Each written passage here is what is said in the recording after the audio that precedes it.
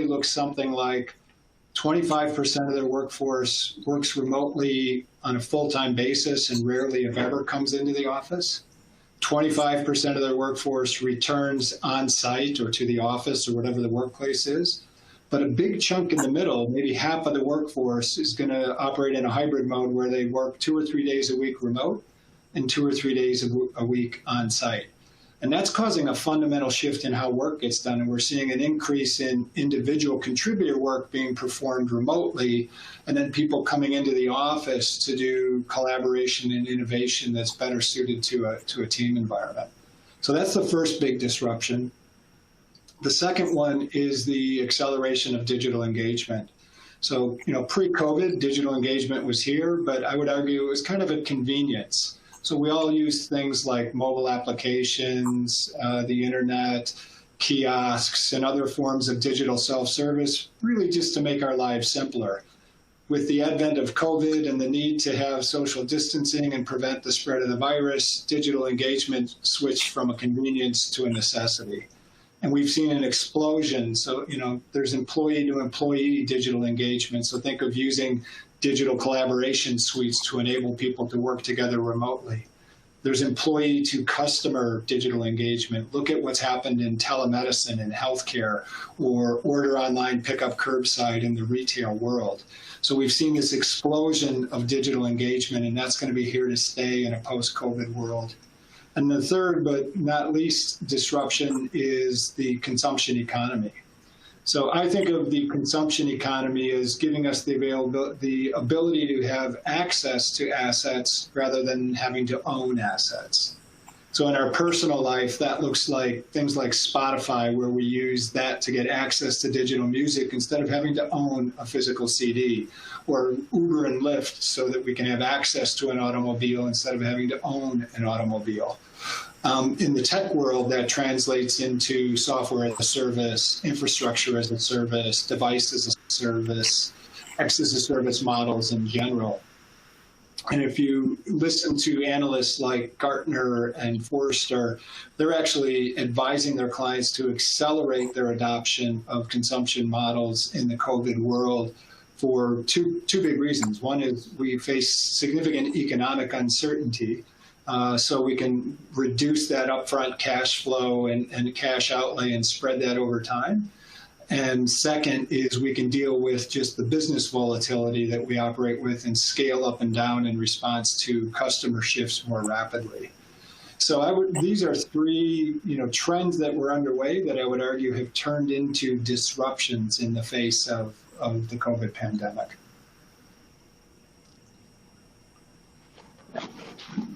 Absolutely. So, Will, when we start talking about, disruption, really, how does this resonate with you and, some of what you encountered on your journey? Where did you take disruption along the way and turn that into opportunity?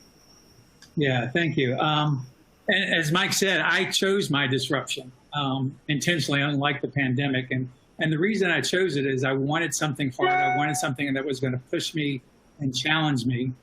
And so as far as how I got started and what that meant to me, I knew that if I was going to push myself harder mentally and physically than I ever had before, I was going to have to do a lot of planning and a lot of just preparing myself. And so the preparation actually began a couple years before I actually turned 60 years old. So in 2016, I began it in earnest. And one of the first things I had to do was to mentally wrap my head around it. I call it my time of mental gymnastics, because I really it wasn't like I woke up one day and I said, oh, I'm going to do 60 Ironmans this year. I had to build on the foundation I had, but it was so beyond what I'd already done in my previous activities that it was going to require me to go up a notch or two, or actually 3 or 4, to even conceive that it was possible. And I've looked at it over the years that, I've got to be able to change my belief. And that is also going to impact my attitude, which is the habits and thoughts that I have, which is going to impact my behavior, which is going to impact my results. So if I'm looking at a different result, in this case, I'm looking at doing 60 to 100 Ironmans, I've got to back that up. And obviously the behavior has to be different. The way I test myself has to be different, but also the habits of thought and what I feed myself and how my outlook on things has to be different, as well as the belief system that is fundamentally grounding that. So I really have to look at that whole chain to make sure that I'm going to be as ready as I can be. And so I set out to, instill that belief. And part of that was wrapping my head around it personally. Nobody had done what I was attempting to do, so there weren't really role models. So I had to look at where I could to find role models, but also to test myself personally, because I was the one that was going to have to endure and get through this. So in 2016, I really upped my game. I did 20 on my own Ironmans. So I just went out there on a given day and did an Ironman, and then maybe 2 weeks later did another one. So through the course of the year, I did 20 Ironmans. In the midst of that year, I also threw in a quintuple anvil, which is basically 5 times an Ironman. So it's a 12-mile, it's one event that lasts about 5.5 days. It's a 12-mile swim, a 560-mile bike, and a 131-mile run. So definitely taking it up a few notches. But I used that training to, prepare myself to test what would work, what wouldn't work, to do the simulation training that I would need to, implement in my year of the journey, my 2 years of the journey, to make sure that I was ready. So it was definitely lots of preparation to get as mentally and physically strong as I possibly could, and to make sure that I could withhold the stress and demands that I was going to place on myself. Excellent. Well, this is it's an absolutely incredible story, and I remember, reflecting back on when I first met you prior to this, and sitting down with you, and at that point it was 60 at 60 was the BHAG at that time, and being able to step in and assist you on 2 of these when you were in the Carolinas, it was a very small piece of this journey, but one that was just incredible, and one that I'll remember forever. Yeah. So as we talk this incredible story, and we're talking about the journey and transformation, how does this translate into work and personal lives? Mike, I'll defer that to you. Yeah, if you think about it's really interesting. What Will just described is a journey, right? And he talked about planning and preparation and work to get there, both mentally and physically. And actually, as you think about adapting to those disruptions I described for the workplace, it's much the same. It's going to be a journey. We're not there yet, if you will. We haven't arrived at the post-COVID new normal, and we are on our way on the journey. And it's interesting. We think there are kind of 4 imperatives for companies to think about along the way on this journey. And the first one ties back to Will's comments on the belief system, right? So Will had to change fundamentally the way he thought about what was possible, and thought about how he trained, and thought about his diet. And he had to think very differently about a lot of things in order to be successful. And we think one of the first imperatives in this post-COVID world is thinking differently about the very concept of the office. So what is the nature of the office or the workplace? And in this new world, the workplace actually becomes anywhere that your employees have the tools and the connectivity required for them to perform their job. So clearly it could be at home. Paul's working out of a home office today. It could be in the office. I'm working in our office here at headquarters. It could be in a coffee shop somewhere. It can be anywhere. So thinking very differently about what is the office, what is the workplace from a physical standpoint, and then thinking differently about how we think about culture. So think about, in most companies, you have to build and sustain and work on your culture to keep it healthy and to keep it productive. That's challenging when you've got most of your people together in physical locations, and you can do that. It's doubly challenging in a remote world. So I think, we have to look at this differently from both a our very notion of what the workplace is, and then how we think about building and sustaining culture. Well, and Mike, on the topic of disruption, I'm going to take this as an opportunity to apologize to our audience. Apparently, we've had some technical difficulties, on the platform, and I believe that our audience missed about the first 10 to 12 minutes of our presentation. So we are recording, and it will be available in the recording. But just to recap one more time, since our audience didn't hear this. Today we're talking with Iron Will Turner, the man who did 105 Ironman distance triathlons. We're hearing about his story. We're also drawing parallels as to how and why to adopt modern workplace technology to drive specific outcomes. Again, you might ask the question, what do these have in common? It's really about setting goals, aligning yourself with the right resources, dealing with challenges, overcoming adversity, and really striving to reach that finish line. How do we deal with disruptions we encounter in both our personal and business journeys and turn those into opportunities to keep moving forward? So on that note, Will, again, apologies to our audience, but I will hand it back over to you to keep the discussion going here. Sure, and I'll just build off what Mike just said. A lot of people thought while I was doing this journey, in the first year I had to average an Ironman every 6 days. And a lot of people thought, and I was traveling all over the country to do these events. A lot of them were actual races, and a lot of them were on your own because there are not actually 60 Ironman races anywhere in the world in a given year. And that's what I was doing the first year of the journey. So I want to dispel the myth that I am not a sponsored athlete. So that meant that I was having to work and fund the journey as I went along. So I was learning a different way of operating as well. And certainly 95% of my time over a 2-year period was spent on the road. So I can relate very well to Mike's comment about adjusting to the new norm post-COVID, because I had to adjust to a new norm for me during the journey of working remotely and then balancing that with the demands that I was putting on myself physically and mentally with the racing as well. It's a great parallel, Will. You had the advantage of really honing your remote work skills before the rest of us did when it was thrust upon us in March.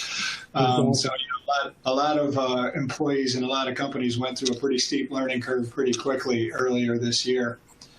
So we touched on the first imperative, which is just really rethinking the concept of the office and the workplace and what that looks like in the new normal, if you will.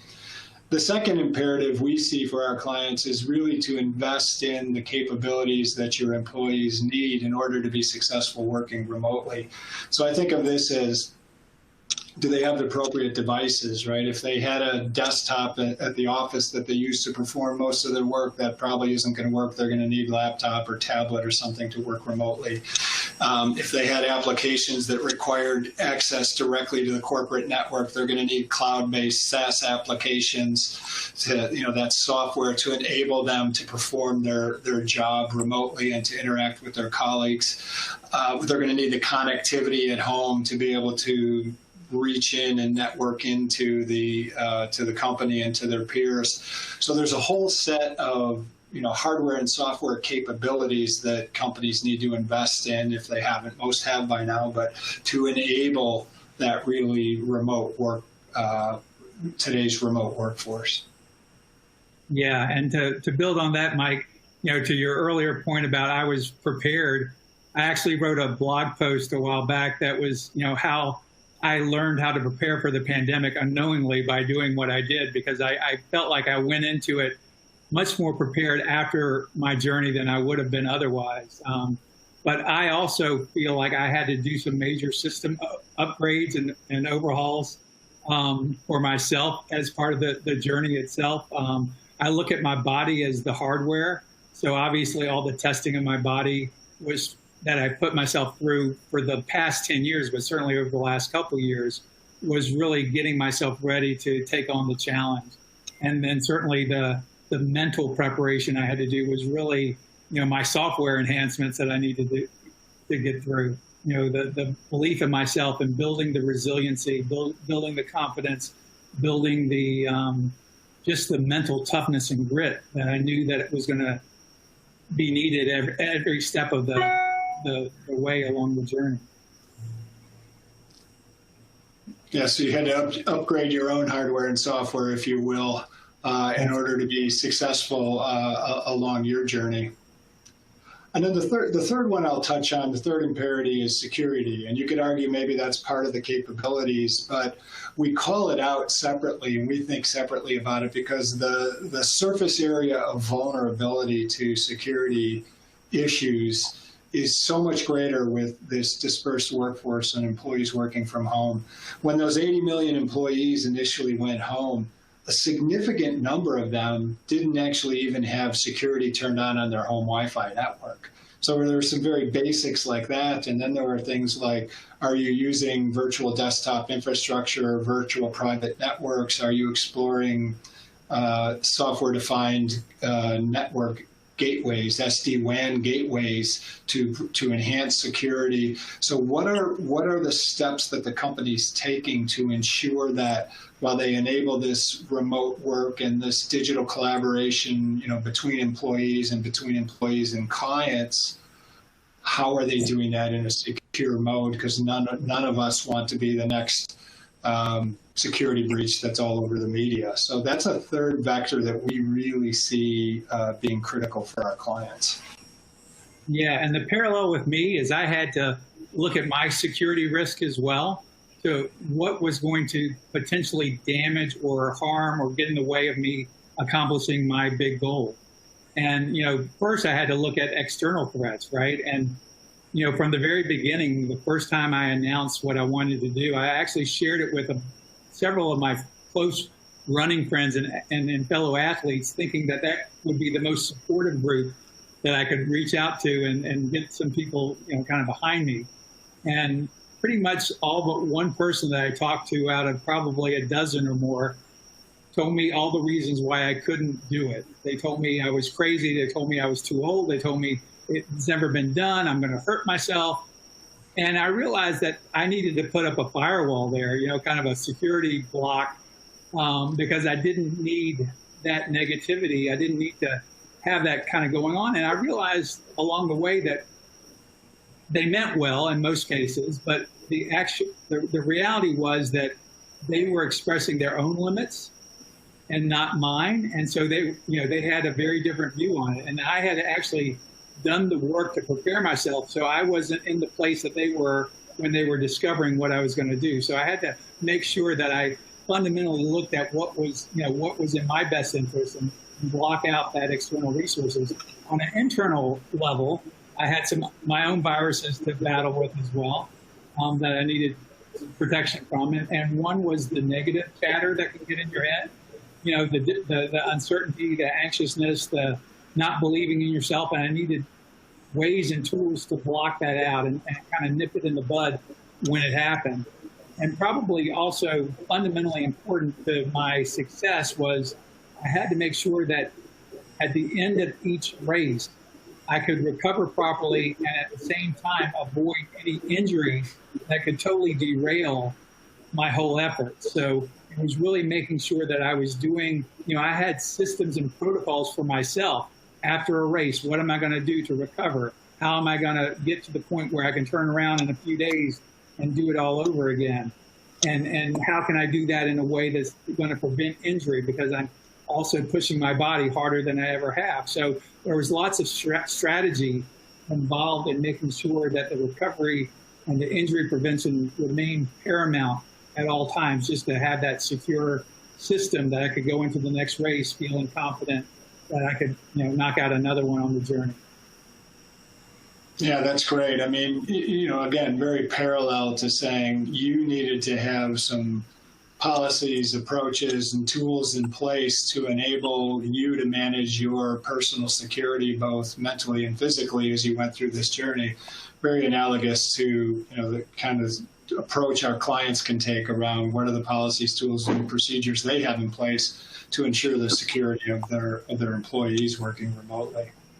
So the last one I'll touch on is really a whole new, what we call the modern management approach. So it's thinking differently about how do I manage and support and enable these employees on an ongoing basis in this remote world.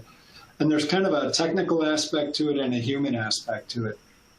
So the technical aspect is that, our traditional management tools like on-premise configuration management tools that require an employee to be connected to the network in order for them to access an application or for us to apply security patches to their device, they simply break down in this remote world. So you really have to shift to cloud-based management tools that allow you to do fully automated provisioning, zero-touch deployment, full remote security and patch management, and adopt a fundamentally new set of tools and processes to manage your employees and the endpoints in this remote world.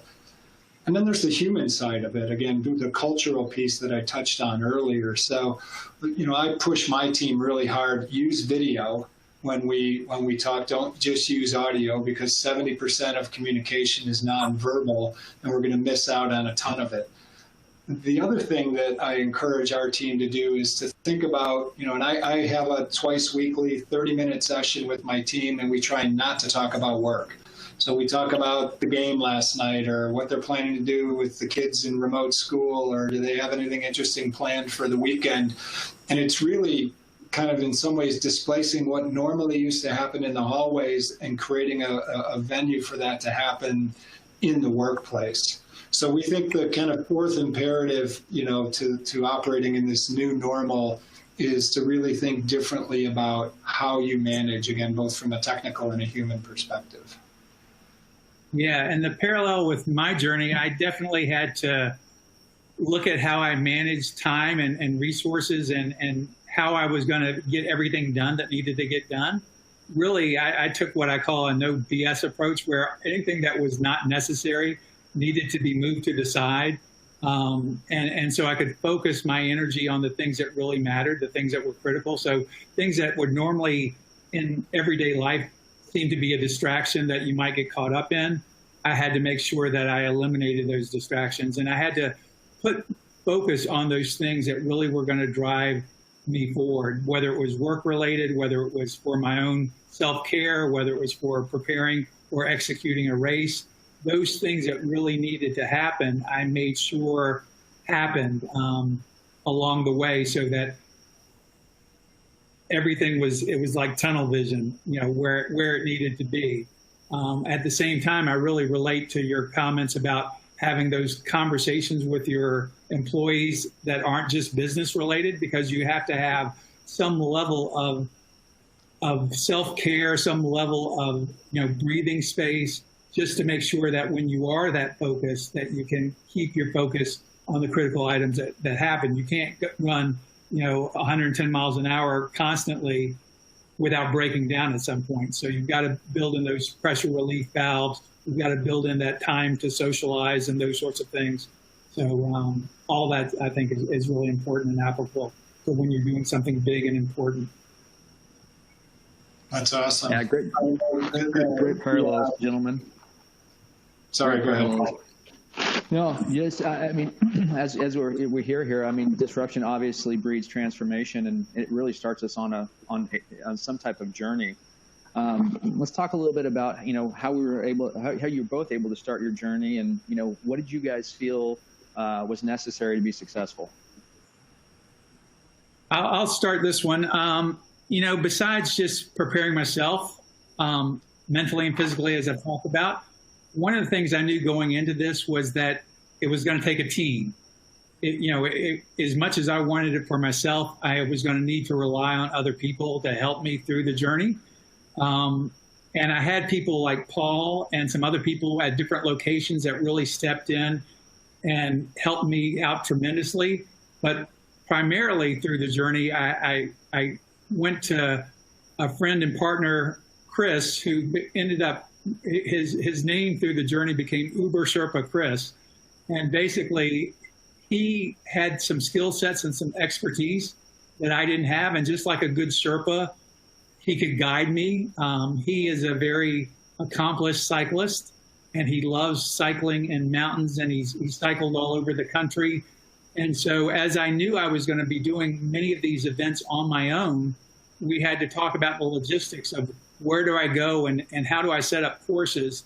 And I relied heavily on Chris, my Uber Sherpa, to help shape that and really help design the courses, design the pick the locations and all those sorts of things. So it was very beneficial to have that guide along the way. And then throughout the journey at different locations, like when I was in Charlotte and Paul and some other folks, pitched in and helped, I was able to rely on people that were really there to provide support and logistics help and just encouragement along the way. And certainly I built a virtual platform of people that were supporting and cheering me along the way, which helped push me and kept me going as well. So definitely building that team and having people guide and support was a critical part to make sure that I could actually do the things I needed to do and have other people help support that effort. So, it's amazing. It ties very cleanly with Insight's values as a company. Insight has 3 values: hunger, heart, and harmony. And our harmony value is all about the power of the team that you just described. So it's recognizing the diverse perspectives and diversity that we bring with each other. It's capitalizing on different ideas, different points of views, and different strengths and weaknesses to, as a team, be able to do more than we can do individually. And when I think about it in the context of our clients, we very much try to play the Sherpa role with our clients, as you described, Uber Sherpa. We've been down the path before. We know where some of the pitfalls are. We know where some of the shortcuts are. We know when there's a detour, what to do along the way. So we can actually, as you think about this journey to modern management, we can be that Sherpa, with our clients and help them through the journey. Yeah. Tying into to what you're saying with the heart, another thing that was really important to me was having a greater purpose. And I've talked so far today about really all the things I did physically, but I knew going into this journey that I didn't want it just to be about me going around the country doing Ironmans. I wanted to have a greater purpose in mind. And so what I started simultaneously with my Ironman journey was a movement I called Live Your Bold. And it was a way for me to give back to others as I was going about my journey. So as I traveled around the country, I stopped and spoke to kids at schools. I, talked to other groups, and I developed a Live Your Bold starter kit to help people that were in some place that they wanted to expand upon, to be a bigger, bolder version of themselves. And it didn't have to relate to sports or athletics or Ironmans, but really looking at what are the ways that we hold ourselves back and how can we push through those limits. And so I spent a good part of the journey not only doing my races, but also spreading the word and sharing resources to make sure that I was doing everything I could to spread the word and be of service to others. And you just articulated our value of heart extraordinarily well, right? So heart is about caring about our clients, caring about our communities, caring about our teammates, and being part of something bigger than just what our company is, and giving back and contributing and engaging. We have a philanthropic foundation that supports our communities. We actually have, it's quite unique, a philanthropic foundation that supports our teammates. So when a teammate has, like a hurricane and some damage to their home, et cetera, we have an internally funded foundation that our teammates, we all contribute to help each other. We help our clients with their causes. So this notion of being part of something bigger is, in my view, really important to being successful longer term in these transformations. Yeah, absolutely. And probably the last thing I would say here is going into this, not only with me, but with my Sherpa and everybody else that was kind of involved, I knew that I had to be, and my team had to be 100% committed to the goal at hand. And that meant, that we knew that we were going to face a lot of obstacles. We knew it was going to be hard, but we also had to have 100% commitment that we're going to do everything in our power to make it happen. I think about when I set a big goal, that once I set it out and I actually put it in writing, I'm going to think of it on a scale from 1 to 10 on a level of commitment. And if my commitment's not a 10, then I need to either reassess the goal or reassess how I'm thinking about the goal to make sure, because I don't want to start something so big and so audacious that I'm not fully committed on the outset. And that ties into the discipline that's going to be required in those tough moments to be able to push through. So really looking at how committed and how disciplined am I to make sure that I'm going to get where I'm going to get, and with everything that I've got. And that certainly applied to my Uber Sherpa Chris as well. He had to be 100% committed as well, because I couldn't have him on part of the journey and then him saying, this is too much for me and I'm going to back out now. So I mean, it definitely was a joint effort that we're all in to give it out all we've got every step of the way. Yeah, and that's our goal of Hunger, which is our value to and our drive to, that's insatiable, to create value for our clients and to be successful and to win. And to your point, to not let the inevitable obstacles that come up stand in your way. Right. Yeah, Mike, touching on the core values and seeing how those align with Will's story, really resonates. It's always amazing to see a team of like-minded folks come together, with a common goal and a failure is not an option type of mindset. It's amazing even in this time of pandemic and all this disruption that we see new opportunities every day with our teammates, our partners, and our customers. So, yeah, great reflection there. This discussion has been great so far, gentlemen, and really great opportunity to highlight the making the best of whatever situation we have in front of us. And we all know that no matter how much we plan or prepare, nothing ever really goes according to plan. And I don't think there's ever a better example of what we faced this year in 2020 with this pandemic. So, knowing what we do know and how we handle these obstacles moving forward. Mike, can you talk to us a little bit about maybe a challenge you've had, where you've had to overcome significant obstacles? Sure. So I have kind of a philosophy that I apply personally as well as professionally about obstacles, and that is that obstacles are made to go around, over, or through. So they're not there to stop you. And, I use that kind of mindset to try and plow through them.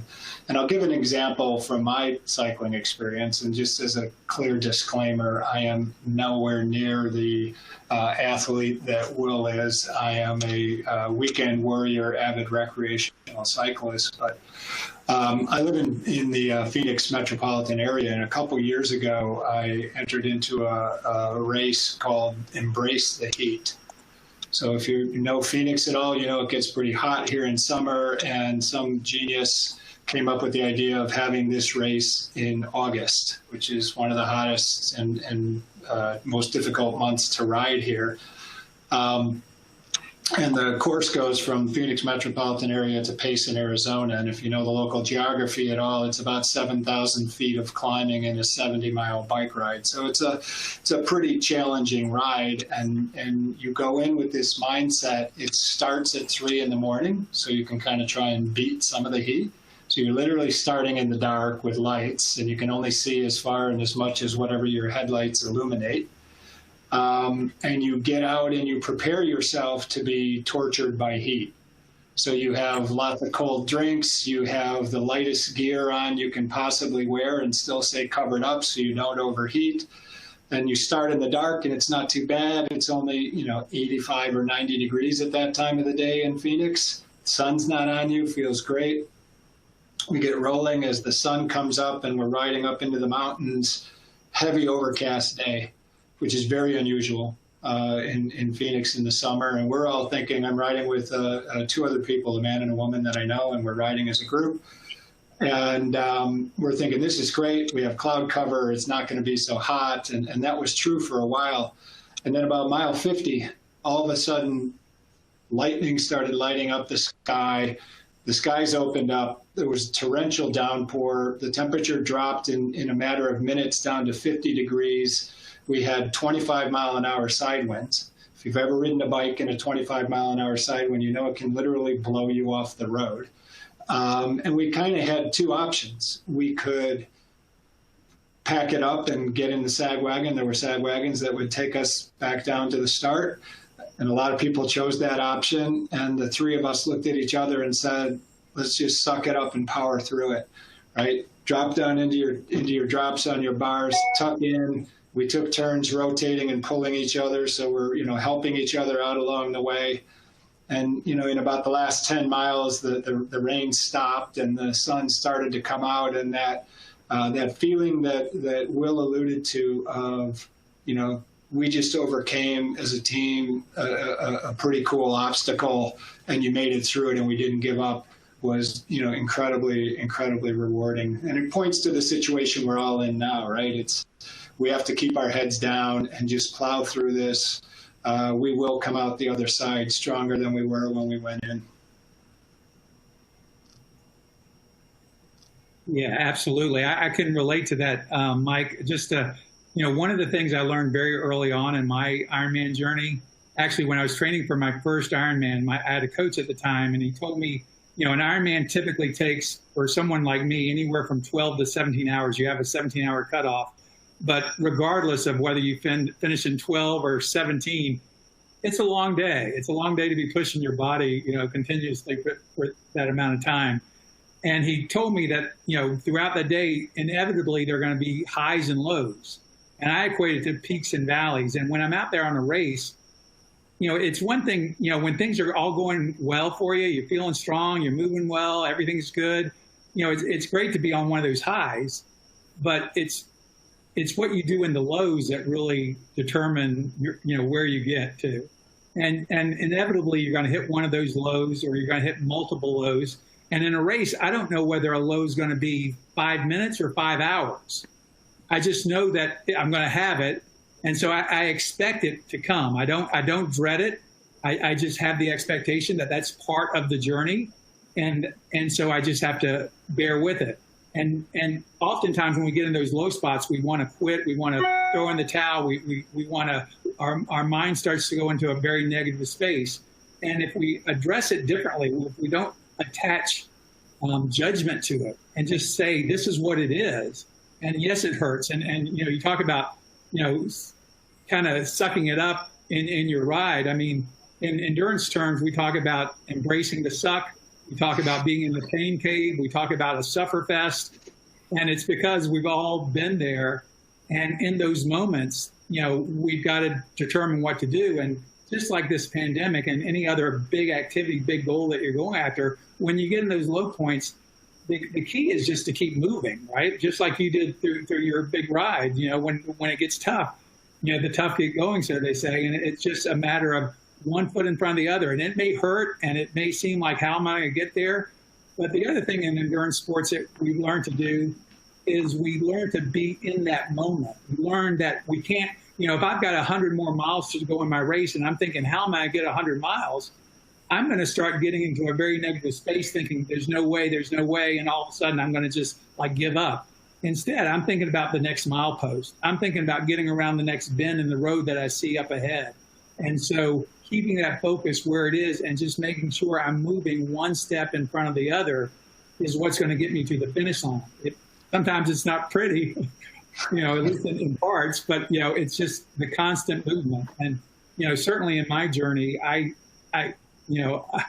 there's a litany of obstacles. I had a sandstorm of, 30 mile per hour winds in Death Valley, headwinds while I was running. I had hypothermia, in glacier-fed lakes. I had, dehydration multiple times where I was throwing up on the side of the road and then having to, continue, for another 20 miles, type thing on running or whatever.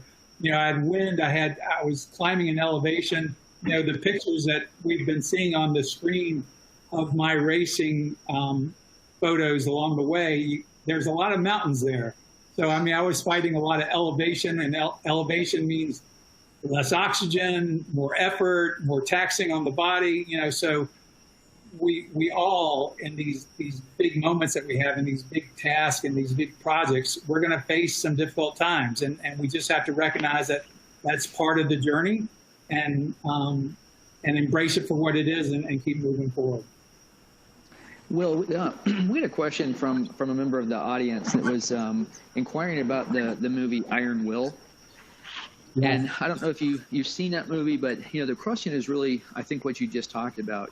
Is what's portrayed in that movie accurate? I mean, did you have to push through? Do you find that there was times where you maybe just wanted to quit, but you had to dig down and just keep putting one foot in front of the other? Anything you can share with us on that?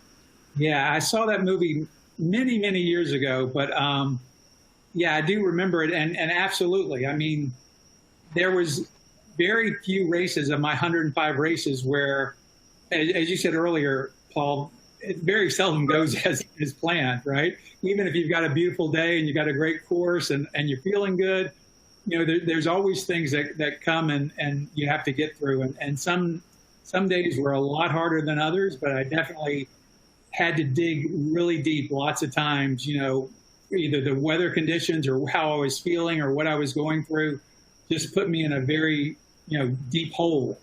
And in those moments, I had to figure out how to dig out of them. Sometimes, I had somebody there that could, cheer me on and push me through. But most of the time I was out there, on my own, and you really are reliant on yourself to keep the focus where it needs to go and to use the strength that you have to do. I mean, I had moments at times, probably the darkest moments, where you ask yourself, can I take another step? And if the answer was yes, I kept moving. The answer was never no. I never fell down and could not get back up. I actually fell down a few times, but I could always get back up. And so that told me one more step, one more step, one more step. And the reality is, just as I mentioned with the highs and lows, you get a second win, you get to a better place. You don't necessarily get to a terrible place and are stuck there. You might be stuck there for a while, but, a little recovery, a little, nutrition, a little whatever you need in that moment. It's very much a problem solving thing. What am I dealing with? How can I address it? What do I need to keep moving forward? Even in those darkest moments. That's amazing, Will. Well, as we're keeping an eye on the clock here, and we're nearing the the end of our time, Will, any final thoughts you'd like to share with us in the audience? Yeah, it sounds like because I broke the world record and I've hit 105 Ironmans that I'm probably this gifted athlete, and I just want to dispel that myth. In the sense that I work hard. I train hard. I do what I can. And if I have any superpower at all, I would say it's grit. And grit, if you listen to Angela Duckworth, who's probably the preeminent expert on grit, she researches it, she teaches on it, she's written about it. And she says that grit is the combination of passion and perseverance. And, I'm very passionate about what I do, and I built the engine to have the perseverance, both mentally and physically, to keep pushing through. And that's something that we all can do. I mean, the interesting thing about grit and the research that's been done is it's not the most gifted, it's not the most talented, it's not the smartest who tend to excel in their fields. And Angela Duckworth has actually done research with business people, with athletes, with students, people of all walks of life. And it's not the people that you would expect to excel that do. It's what they found over and over again is the people with the most grit, and it's not just, it's grit in the moment when you need it in those tough spots, but it's also grit in the long term, and so much of what we need to do, is stretched out over the long period. I would not certainly have accomplished my goal if I just decided when I turned 60 that I wanted to do this. It was a buildup over years and years, even a decade of preparing myself. So having that passion and perseverance for the long term is really going to get you where you need to go. The last thing I would say is I'd love to give everybody on the call a little challenge, and that is to set a goal that is so bold that you have to grow into the person who can achieve it. Because if you do, you're going to change yourself, and as you change yourself, you're going to change the lives of others as well. So I challenge you to that and wish you the best of luck. Really Well, well said. Really well said, Will. And I just want to take the opportunity before Paul wraps up to thank you for joining us today. Your story, your passion for what you do and who you are just bleeds through, and we just really, really appreciate it. Thank you. Thank you, Mike. I really appreciate it. Yeah, and Will, I'll echo that. I mean, you've been an inspiration to so many of us, weekend warrior endurance athletes, as we strap our shoes on and go out and put one foot in front of the other. So, thank you for that and all that you've done for, the communities and which you've performed your events in. And thank you so much for joining us today. Just a couple of things as we wrap up here. I would, on the screen, we're going to have a poll question. What challenges you are facing, essentially. If I like to encourage the audience to take just a minute and update that for us. Also on our call today, we have two services business development specialists, Morgan Robert and Kate Golden. They're going to be contacting you, after this event, looking at any feedback, following up on the experience you had today, and seeing if there's an opportunity for Insight to be that Sherpa, in your next business transformation. Let's see, Will, just before we sign off here, if our audience would like to go learn more about your incredible story, learn more about what they're doing with your Live Your Bold movement, where should they go? Where can they see more information? Yeah, thank you, Paul. Just go to www.liveyourbold.com, and there's information about the journey. We also have, in addition to Chris being an Uber Sherpa, he was an Uber photographer, and you've seen some of his beautiful photography today. So we, with the demand of people that followed our journey, we actually put together a coffee table book to tell the story of the journey. So you can find that on the website as well if you're interested. Yep, and that's an amazing book. Will, and all the pictures are just absolutely incredible. We are going to have a drawing, and one of our members from the audience will actually win one of those books. So very fortunate for them. All right, we are at the top of the hour in our session. I want to thank once again Iron Will Turner for joining us. Mike, thank you very much, and our audience for all taking the time to listen in today. I wish everyone a great day. Thank you, Paul. Thank you, Paul.